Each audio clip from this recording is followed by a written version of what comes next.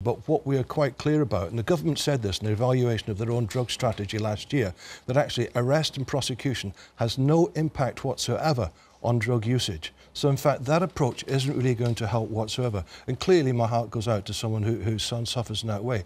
And we do know there's clear medical evidence. That's what I ask people to do. Look at the evidence that cannabis use by young people is likely to lead to psychosis. They are the group most at risk. So we must have education programs which will advise and help parents and help young people themselves to make the correct decisions. But going down a dark street to buy something from a dealer that you don't know what you're buying is not the solution. We need a broader debate. Alison? Well, I think the thing for me is around the fact that I haven't worked in any community over the last 8 years since I've been involved in elected office in some way, shape or form, where a community is demanding, where they're suffering from high levels of drug abuse in their community, that they want the decriminalisation of such a thing. This is a moral argument. It isn't just about a legal argument.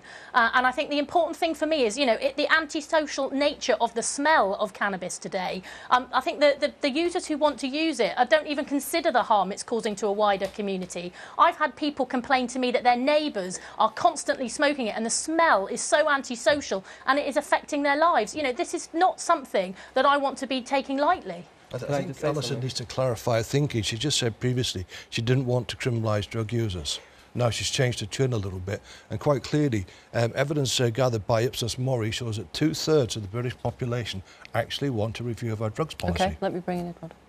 Well, I mean, a point I would make is that edibles don't smell. So if we had regulated products, then you would have a diversity of product, and that might even lead to situations where people were taking safer for them forms of cannabis.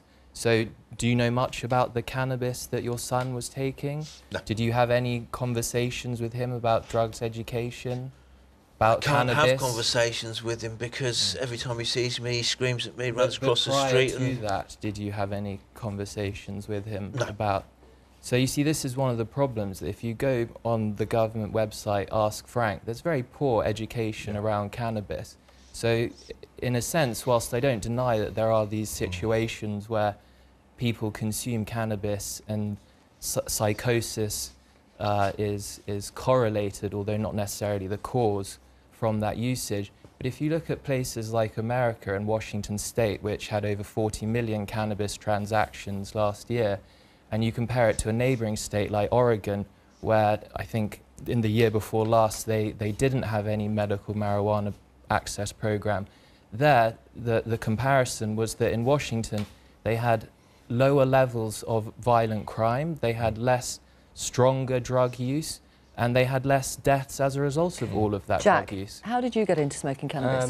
I'm at university at Bristol, and like a lot of people at university, I tried it with some friends, and then recently I was actually diagnosed with cancer in October 2017, and I then started using it medicinally to help alleviate symptoms of chemotherapy.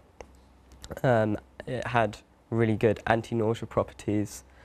It gave me an appetite, and it just psychologically made me feel relaxed. And when you mentioned about the antisocial smell of cannabis as opposed to the antisocial behaviour caused by alcohol, I don't understand how a smell can be antisocial in comparison to the behaviour caused by alcohol.